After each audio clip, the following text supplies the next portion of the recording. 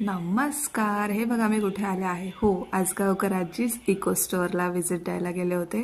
गेले गेले आपल्याला इथे या बाजूला मेनू दिसतो. त्यात कुळिताची भेळ, कुळीत लाडू आणि काशायम हॉट ड्रिंक हे वाचल्यावरती मी माझ्या मिस्टरांना विचारलं, हे काशायम म्हणजे काय असतं? तर हे म्हणाले, कषाय पेय म्हणजे चहा एवढं मला माहिती आहे. तर हे काशायम म्हणजे त्याच्याशीच रिलेटेड काहीतरी असणार. तर आपण त्या काकांना विचारूया.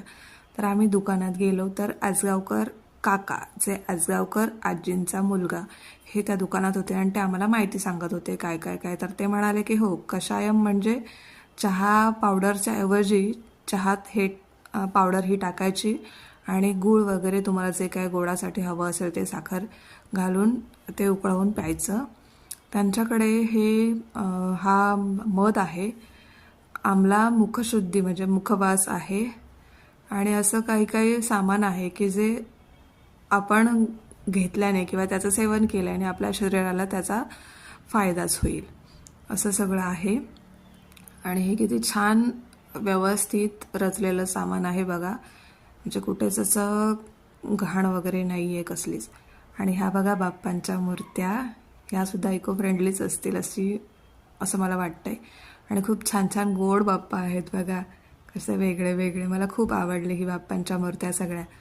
आणि सांगायची गोष्ट म्हणजे हे काका कुडाळ देशकर आद्य गौड ब्राह्मण आहेत आणि त्यांचा मुलगा म्हणजेच या दुकानाचा ओनर आहे, तो लग्नाचा आहे. तर आपल्या कुडाळ देशकर ज्ञातीमध्ये जर कोणाला इंटरेस्ट असेल गावात असं छान दुकानाचं मालकीण व्हायचा तर प्लीज यांच्याशी संपर्क साधा.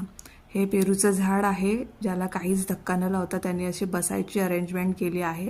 छान असं सारवण करून जमीन बनवून दिलेलं आहे आणि तिथे बसून ते सगळ्यांना सर्व करतात. तर आम्ही तिथेच बसलो होतो आणि हे असं पाण्याचं माठ ठेवलेलं आहे. सगळं इको फ्रेंडली आहे. पाण्याचं माठ, ज्याच्यातलं पाणी ते प्यायला मिळतं आपल्याला. ही कुळीत भेळ आहे जी आम्ही मागवली होती आणि जी चवीला खूप उत्कृष्ट अशी होती, खूप छान होती. आणि आपण आता पाणीपुरी वगैरे पितो तर त्याच्यात किती भेसळ असते किंवा किती घाणेरडेपणा असतो हे आपण बघतोच. त्याच्याऐवजी हे असं खायला काहीच हरकत नाही आहे आपल्याला. आणि हे स्वच्छ, शुद्ध आणि चांगल्या प्रकारे बनवलं जातं. So please. आणि हे बेलफळाचं आईस्क्रीम आहे जे आम्ही घेतलं होतं, ते सुद्धा छान होतं चवीला, म्हणजे आईस्क्रीमसारखंच पण मस्त असं लागत होतं. आणि तिथे आम्हाला ना वझे आजोबा भेटले होते, वझे काका आजोबा, ज्यांनी मला खूप खूप खूप इन्स्पिरेशन